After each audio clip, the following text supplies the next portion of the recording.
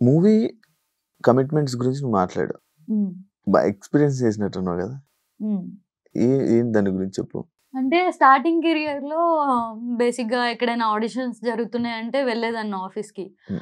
ఆఫీస్‌కి వెళ్ళినప్పుడు అక్కడ ఒక డైరెక్టరు, ప్రొడ్యూసరు ఉండేవాళ్ళు. హ్మ్. స్టోరీ చెప్పేవాళ్ళు. చెప్పి డైరెక్ట్ కమిట్మెంట్ ఉంటది ప్రొడ్యూసర్‌కి లేదా డైరెక్టర్‌కి అని డైరెక్ట్ అడిగేవాళ్ళు. హ్మ్. అప్పుడు కమిట్మెంట్ అనే వర్డ్ కూడా తెలిసేది కాదు. అంటే సినిమాకే కమిట్మెంట్ అయిపోవాలని అనుకుండేదానివా? ఆ! తెలిసేది కాదు. అప్పుడు తీసుకెళ్ళిన కాస్టింగ్ డైరెక్టర్ వాళ్ళుంటారు కదా! హ్మ్. ఏంటి అనంటే దానికి మీనింగ్ చెప్పేటోళ్ళే. అమ్మ నీ అమ్మ ఎక్స్‌ట్రా మనది వేరే లెవెల్ ఉంటది కదా! ఆ!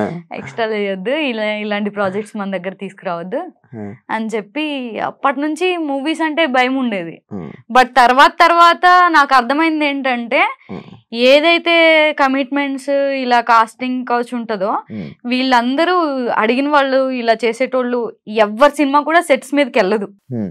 వీళ్ళు ఒక కృష్ణానగర్‌లో, యూసఫ్‌గూడలో ఒక ఆఫీస్ తీసేసుకొని, ఒక టేబుల్ ఏసేసుకొని, కాలు మీద కాలేసుకొని కూర్చొని, వచ్చినోళ్ళని ఇంటర్వ్యూ చేసుకొని, బకరాలు ఎవరు దొరుకుతారు అని చూసుకునే రకాలు వీళ్ళు. హ్మ్. వాళ్ళకి కొత్తగా ఇండస్ట్రీ వచ్చేవాళ్ళు ఎవరైనా దొరికారనుకో, హ్మ్. అంతే ఇంకా బలైపోయినట్టే. అమ్మాయిలు. అమ్మాయిలు.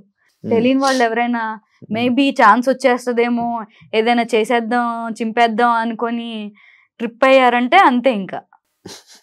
నేనిచ్చే సజెషన్ అయితే అమ్మాయిలకి చాలా మంది అడుగుతూ ఉంటారు. హ్మ్. చాలా మందికి ఇలాంటోళ్ళు దొరుకుతారు. జాగ్రత్తగా ఉండండి. ఆ! మన చేతుల్లో ఉంటది మనం ఏం చేయాలి అన్న.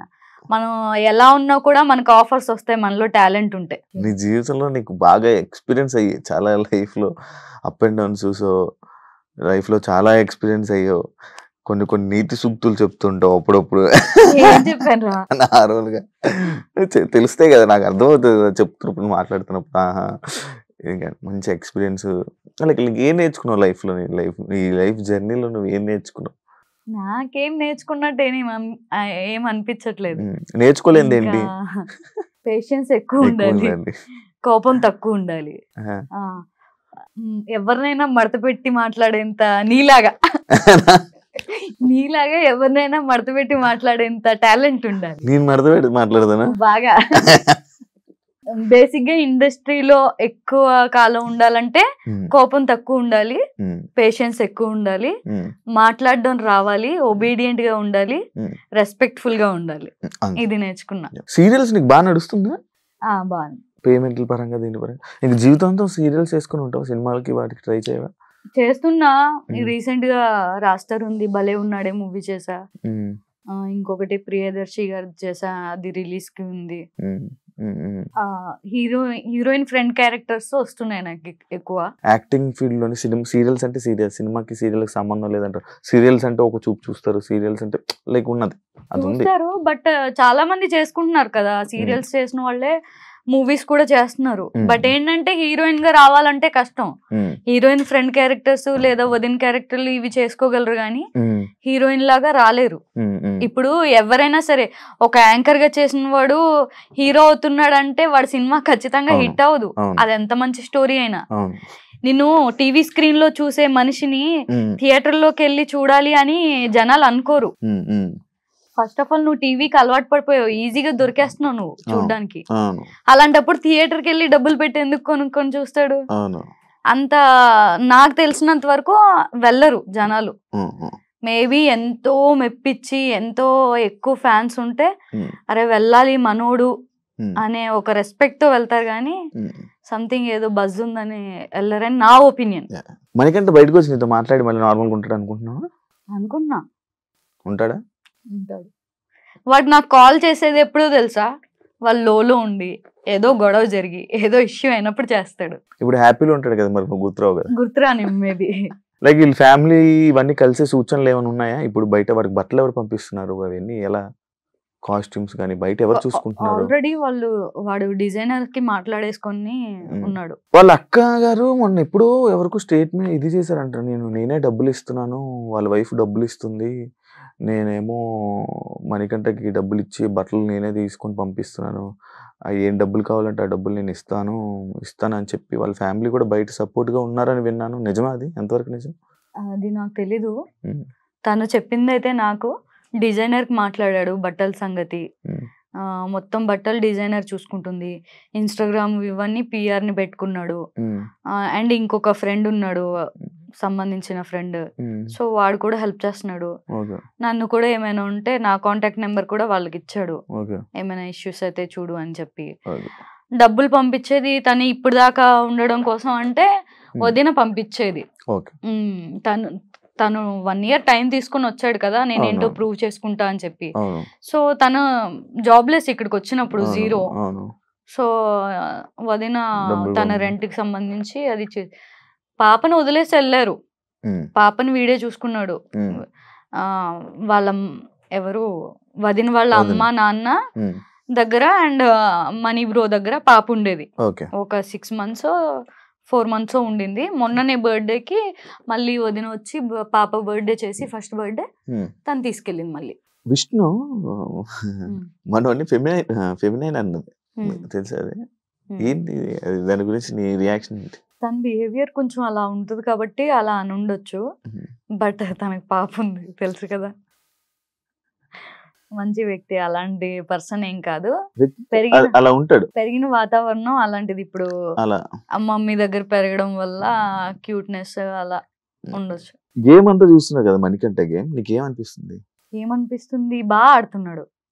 ఒక ఇంట్లో ఒక చిన్న పిల్ల కొద్ది రోజులు హాలిడేస్ కి బయటికి వెళ్ళిపోతే ఇల్లంతా బోసిపోయినట్టు ఎలా ఉంటది, అలా ఉంటది తను వచ్చేస్తే అని నా ఫీలింగ్. నార్మల్ గా వెళ్ళిన స్టార్టింగ్ జోకర్ అయిపోయాడు, కమెడియన్ అయిపోయాడు, సింపతి స్టార్ట్ చేశాడు. ఏంట్రా విచిత్రమైన బిహేవియర్, ఏంట్రా ఒక అట్రాక్షన్, ఎలా అంటే ఏం వ్యక్తిత్వం అన్నట్టు జనాల నుంచి కామెంట్స్ వచ్చాయి కదా. అంటే ఇప్పుడు బిగ్ బాస్ కంటెస్టెంట్స్ అందరూ కూడా అందులో బక్క పర్సనాలిటీ ఎవరు, వాడి 100% ఇస్తాడా లేదా అనేది ఆట చూసి డిసైడ్ చేయరు. ఫస్ట్ చూడంగానే వీడు వీక్ అని తెలిసిపోతుంది, బక్కగా ఉండి కొంచెం చిన్నగా ఉంటే. సో ఆ రకంగా అందరికి మైండ్ లో ఫిక్స్ అయిపోయినట్టుంది మేబీ. దట్టు ఫస్ట్ డే ఆయన డైరెక్టర్ గారు వచ్చి ఎలిమినేట్ చేశారు కదా, వీడు ప్రాంక్ చేస్తున్నారా ఏంటి అని ఆలోచించకుండా టెన్షన్ పడిపోయాడు కదా పాపం. వీడేదో పొడిచేద్దాం చించేద్దాం అని లోపలికి వెళ్ళిపోతే సడన్ గా నువ్వు బయటకి వచ్చేస్తున్నావు, ఎలిమినేట్ చేసేస్తున్నావు అనేటప్పటికి వాడికి భయం వేసేసింది. భయం వేసేసి ఆ ఎమోషన్ లో ట్రిగర్ అయిపోయి చెప్పేశాడు అన్ని, బయట పాస్ట్ విషయాలన్నీ.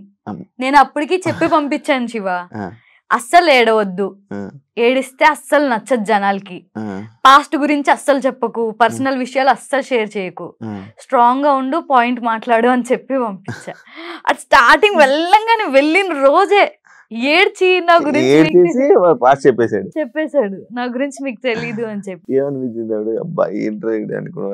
ఇంకా అంతే, అతను అలానే ఉంటాడు. బట్ అది రియల్, తన లైఫ్ లో ఏదైతే జరిగిందో అదే తను చెప్పాడు. బట్ ఎవరైనా ఫీల్ అవుతారు ఆ టైంలో. ఇప్పుడు ఇంత కష్టపడి లోపలికి వచ్చి ఇప్పుడే ఎలిమినేట్ అయిపోతున్నా అంటే ఎవడైనా తన గురించి చెప్పుకోవాలి, ఏమంటారు, కన్విన్స్ చేయాలి అనే చూస్తాడు. ఈ విధంగా కన్విన్స్ చేశాడు. అనుకుంటున్నా ఖచ్చితంగా. యాక్చువల్లీ ఇప్పుడు వరకు ఉంటాడని అనుకోలేదు, బట్ చాలా గ్రేట్, మంచిగా ఆడుతున్నాడు, అందరితో ఫ్రెండ్షిప్ చేస్తూ. ఎవరు నచ్చారు నీకు బిగ్ బాస్ లో? నబీల్, సీత, మణికంఠ. ఇంకెవరు నచ్చలేదు? యష్మి. ఇంకెవరు నచ్చలే? ఎందుకు నచ్చలేదు? రీజన్ ఏంటి? బాగా ఆడట్లేదు ఈసారి బిగ్ బాస్. నాకు ఎందుకో అంత నచ్చలేదు, అంత ఇంట్రెస్టింగ్ గా లేదు. నేను ఇప్పుడు బిగ్ బాస్ చూస్తున్నా అంటే బికాస్ ఆఫ్ మణికంఠ వల్లే.